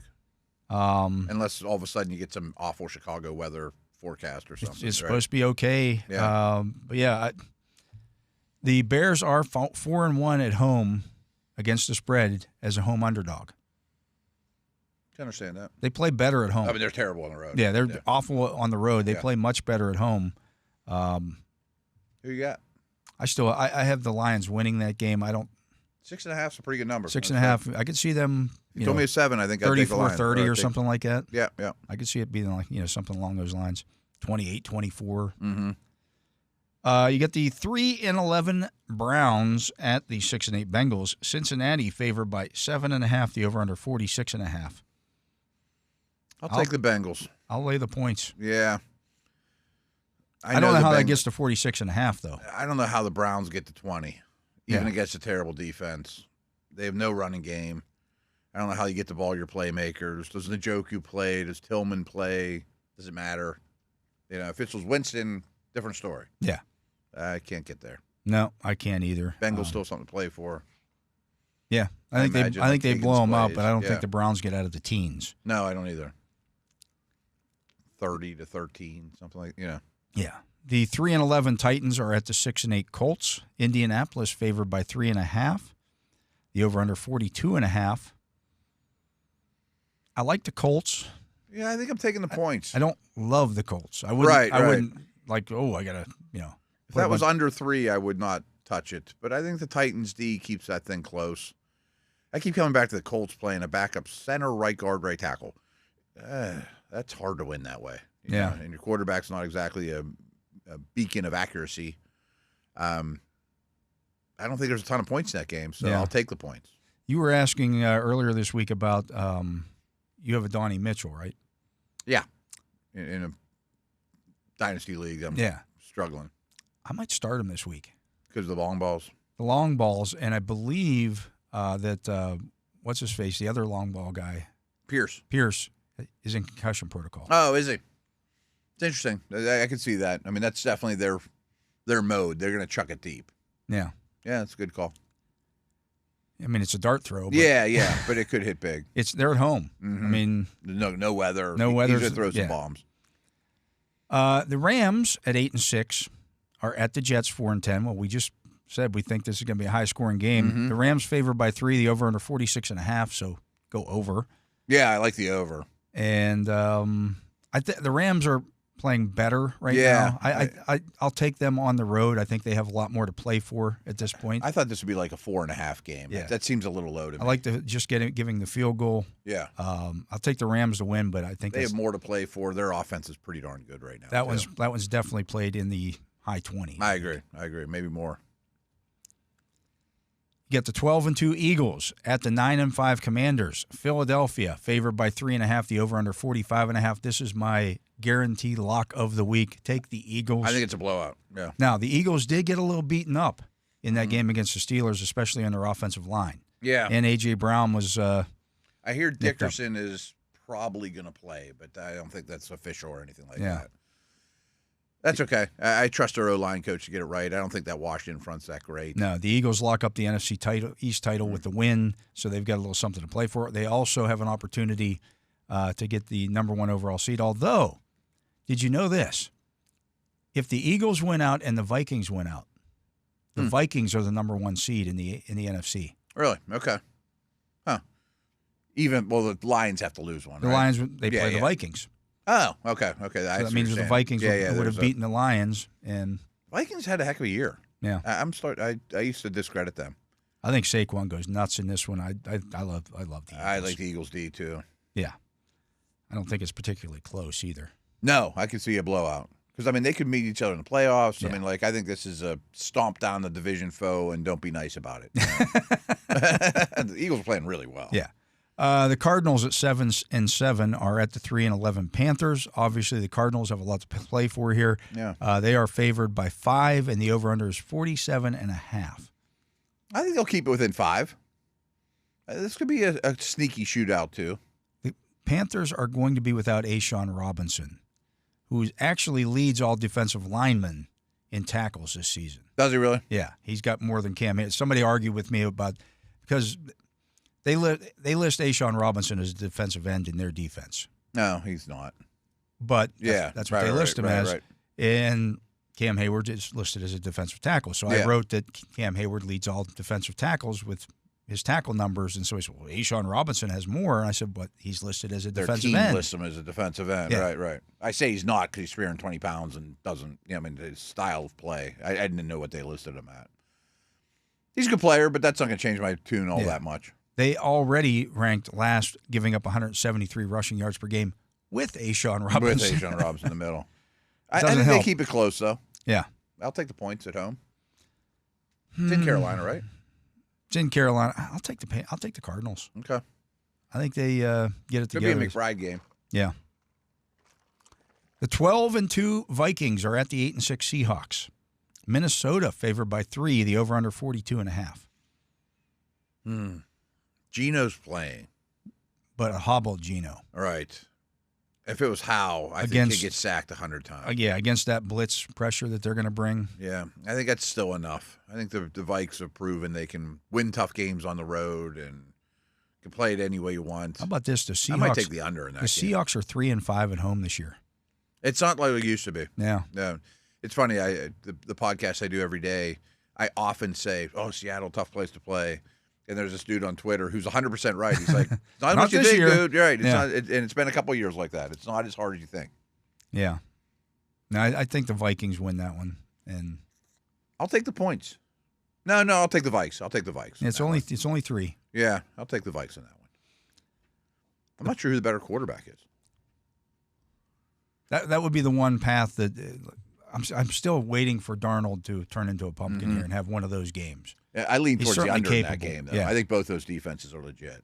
You get the 3-11 Patriots at the 11-3 Bills. Buffalo favored by 14. The over/under 46.5.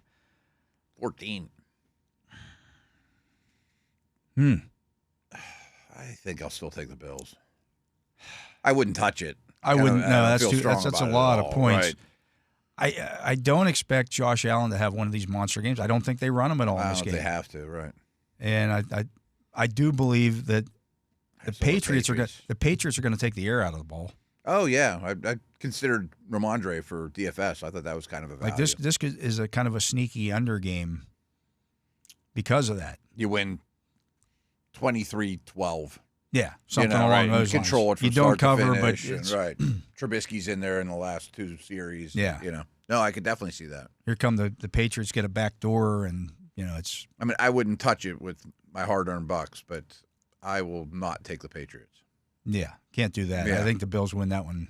Yeah, convincingly, but I don't know if they cover 14. I don't see a path to victory for the Patriots.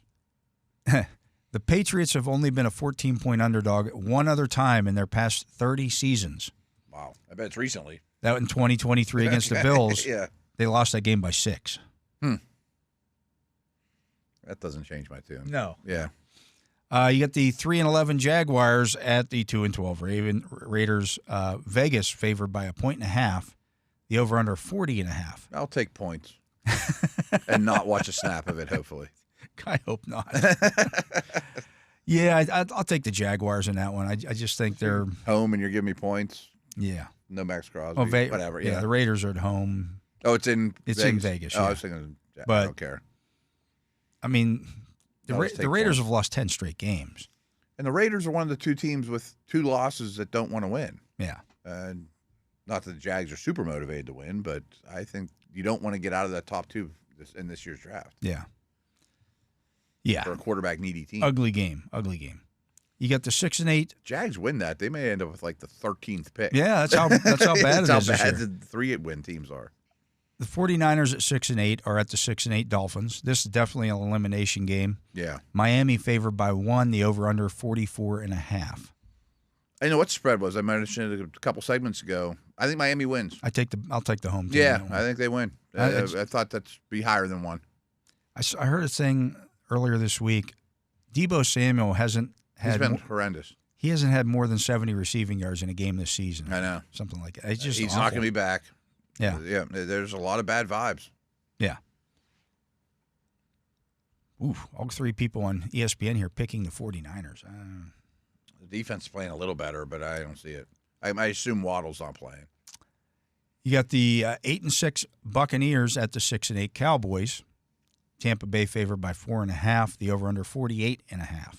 I like Tampa big there. I think they're playing really well. Cowboys at home have not been good. They lose this game, it will be their 7th loss of the season in Jerry World. Wow. Doesn't settle well with the owner. Now, the sunlight won't be an issue. It's an 8:20 game out there, which means it's, 6:20. Is that the Sunday nighter? Yeah. Oh, okay. I think the Bucs are way better. Yeah, I think they're playing better right now. The Cowboys secondary a little banged up, as it has been all Bucs season have been long. Running on everybody. We thought Evans was going to have a big game. Yeah. Yeah. They'll blitz rush. I mean, Lamb might do fine, but I have no problem taking the Bucs in that one. You like the over/under at 48.5? Bucs don't play a lot of defense. They definitely don't. They like to run up and down the field. I would go over. I think I would too. Yeah. Seems a little low. Weather's not a problem, obviously. The big Monday night matchup. this one can't be enough points. The 5-9 Saints at the 10-4 Packers.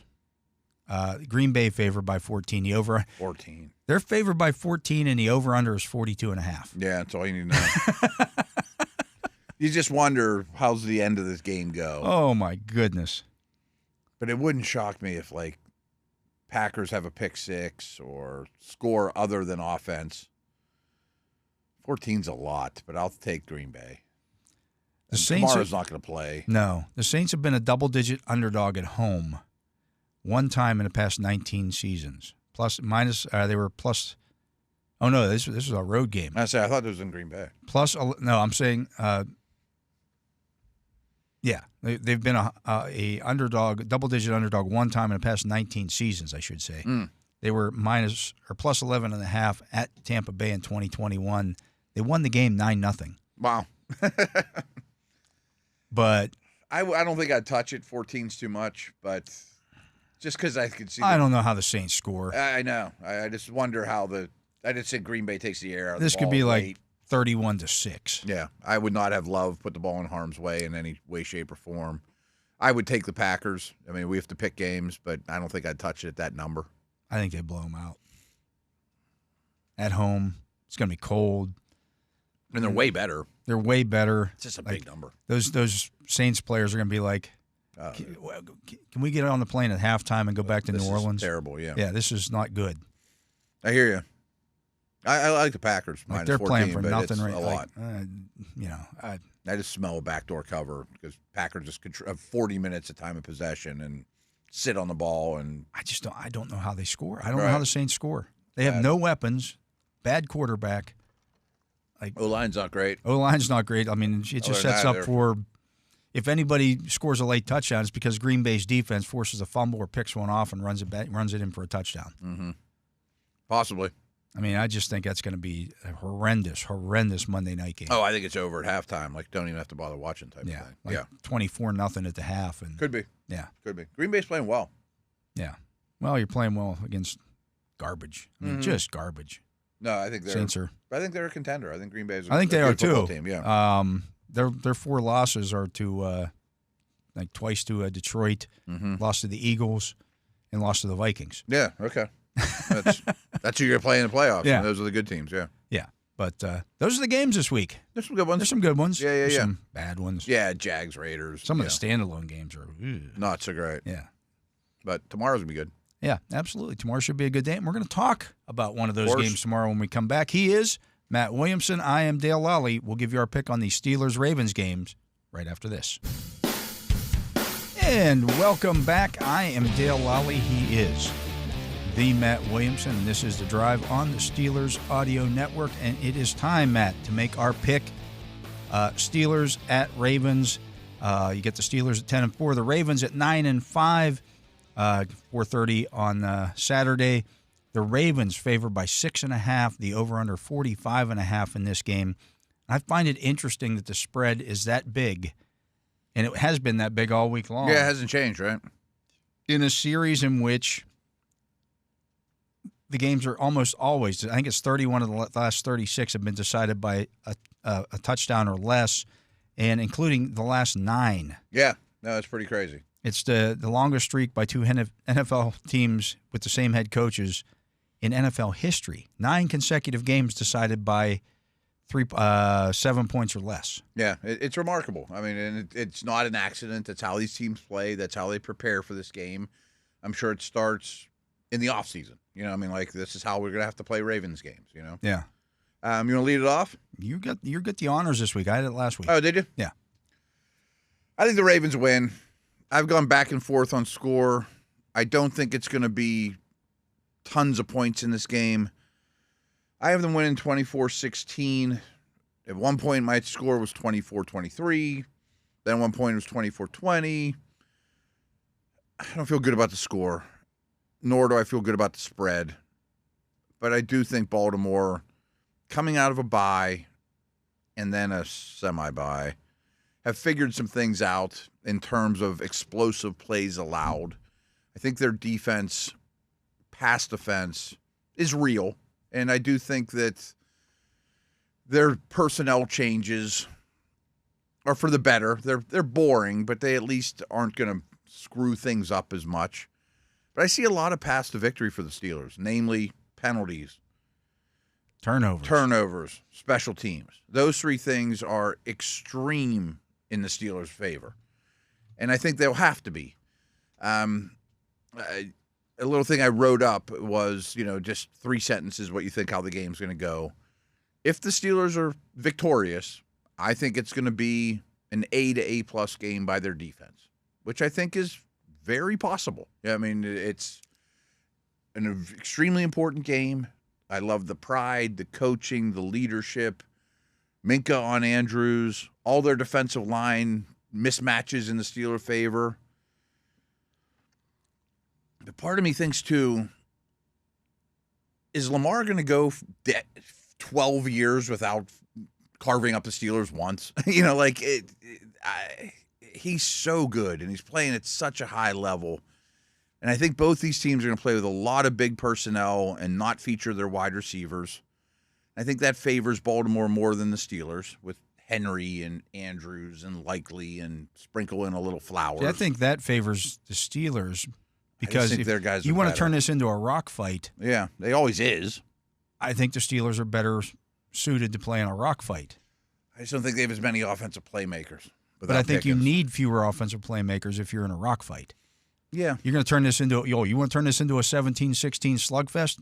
Have at it. Yeah, well, I think that's going to go that direction. Our defensive line is better than your offensive line. Mm-hmm. It is. And so I think the Ravens don't want to do that. I just don't know that they're going to be able to play it like that because of the injuries that they have at wide receiver.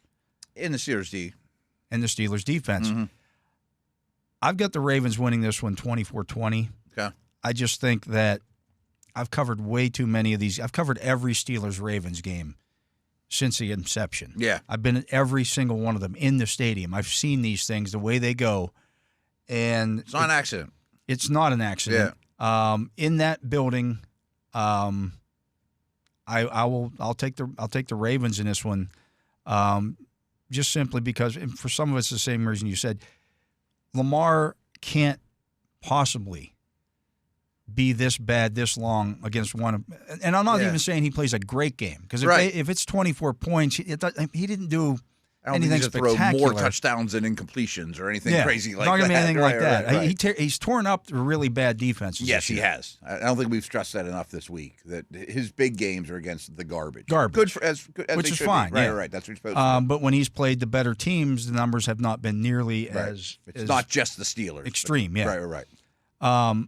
So I think he throws a couple of touchdown passes in this one, and they churn out enough to get a win against a Steelers offense right now that, quite frankly, without George Pickens, isn't all that scary. That's the big thing I keep coming back to. Yeah. I might pick. Is he worth a touchdown? I don't know. But if Pickens were playing, I might take the Steelers. Because it also changes how opponents defend you. Everything. Right. Like you've got to keep. If Pickens is on the field, Kyle Hamilton has to stay deep over top of him. Exactly. There's such a ripple effect, even if he doesn't put up a big stat line.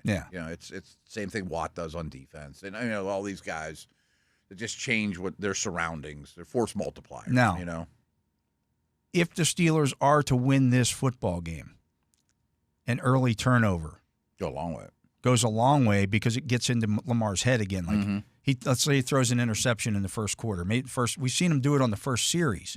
I'd even say an early missed Tucker kick, which is the same as a turnover. Same thing. But like that type of thing. Just something that not again. Right. And that could change things in favor of the Steelers. I don't see either team blowing the other one out, though. No, that's why I keep going back 6.5 is way on too the many score. points in this series. It just is.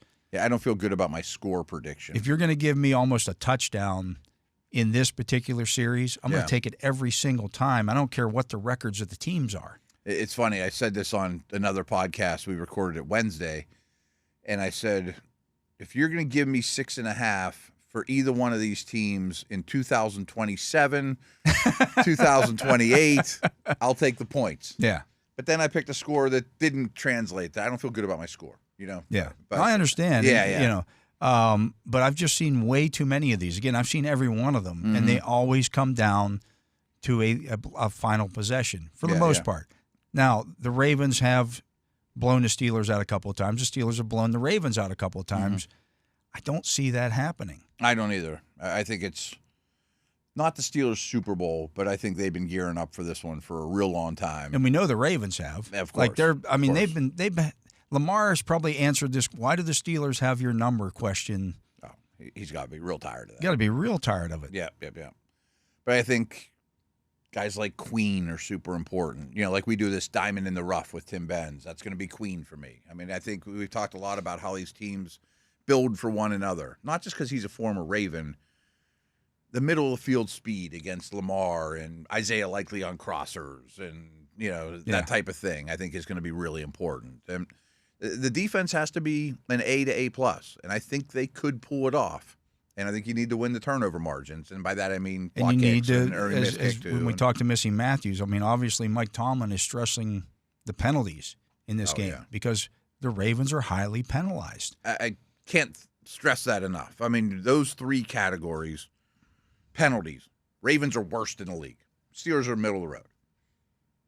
Turnovers, Steelers are best in the league. Ravens are middle of the road. Special teams, Steelers are best in the league. Ravens are middle of the road or below. That's going to be the interesting thing. These are all extremes. The interesting thing about this game is if Harbaugh has an opportunity to attempt a 53-yard field goal. I bet he turns it down. Or to go for it, it's 4th and 4. Mm-hmm. I think he goes for it. I think he goes for it, or if it's deeper in his end, he punts. Yeah. Whatever. I mean, I think whatever the non-field goal 50-50 choice is, I think he takes. In this game, where it would never be the case before. This game almost always turns into a field position battle. Mm-hmm. Almost always. Or Tomlin, if it's 50-50, should we kick the field goal or not? I bet he's always going to be like, yes. He's going to be aggressive with Boswell. Yeah, of course. He's going to trust his guy. He trusts his guy more than I think Harbaugh. At this point, he can't have much trust in Tucker. He can't. No. Tucker, to me, is the best kicker that's ever lived. I think Boswell's having the best season any kicker's ever had. Ever. I mean, it really is, especially when you say, tell me about your misses. One was blocked. One was from a million miles away. And 61 yards. Right. And there's weather involved. Yeah, right. Like, these are good misses. Yeah. They're low percentage kicks. So, here's the thing that people need to also remember. Even if the Ravens win this football game, the Steelers are still in first place. They still have a lot of control. They still have the tiebreaker over the Ravens based on common opponents. Yeah. And right now, that common opponent, well, other than the division games, the Steelers also beat the Raiders. The Ravens did not. Yeah. Imagine losing the division for that. Imagine losing the division. And so if the Steelers win their final two games, they win the division, regardless of what Baltimore does. So Baltimore doesn't control their own destiny at all. Right. Be lovely to lock it up in Baltimore, sure. Of course. That would be great. But you still have a pretty workable path. Yeah. I don't know what version of the Bengals and Chiefs you'll see. Who knows? Version of Steelers, right. Said 6 weeks ago, I think the Steelers beat the Chiefs on Christmas Day here. Mm-hmm. Short week on the road on Christmas Day. Short week on the road on Christmas Day. That's when the Raiders got them last year. Right. They lost to the Raiders. All I want to do is go home. At home, I think, last year. I just think the Steelers win that game, and I think they match up well against Kansas City overall just because of that outside pass rush against those against those offensive tackles. And I've really thought since the Steelers beat the Bengals last that was a 2-win win. Yeah. That Week 18 probably won't matter for the Bengals. Yeah. And they got a lot. I mean, Burrow's got a lot of stuff. I think they lose to Denver next week. I do too. I don't think Denver's particularly good, but I think their defense will cause They're good enough issues. on both sides of the ball. Yeah. Where Bengals they don't protect well either. Well, you'll have the Broncos with basically the bye week, mini bye. Mm-hmm. Should get healthy, and that'd be helpful. Yeah. Young quarterback that's might be hitting somewhat of a wall. Yeah. So, but we'll talk about that stuff next week. But we'll have more of that. We'll have a couple of days to digest that. A couple. That's why I said two is a couple. Yeah. To digest both this victory or loss by the Steelers and the game against the Kansas City Chiefs coming up on Christmas Day. But that is going to do it for our show today and for the week, Matt. Yep, good stuff. I'm psyched for this game. Yeah, it should be a great football game regardless of the outcome. These games are always monumental. Standalone game. The whole world's going to be watching. It's Absolutely. great. So 4:30 on Saturday. Can't wait for that one. But for my partner, Matt Williamson, we also want to thank Missy Matthews for dropping by, as she does every Friday, for C.J. Wolfley filling in today on the Justin Miller hotline and the soundboard, and for Tyler Vittmeyer making sure our video gets out there on YouTube. Check that out. I am Dale Lolley. We thank you for listening to this edition of The Drive on the Steelers Audio Network. Steelers football happens here. The Pittsburgh Steelers Audio Network.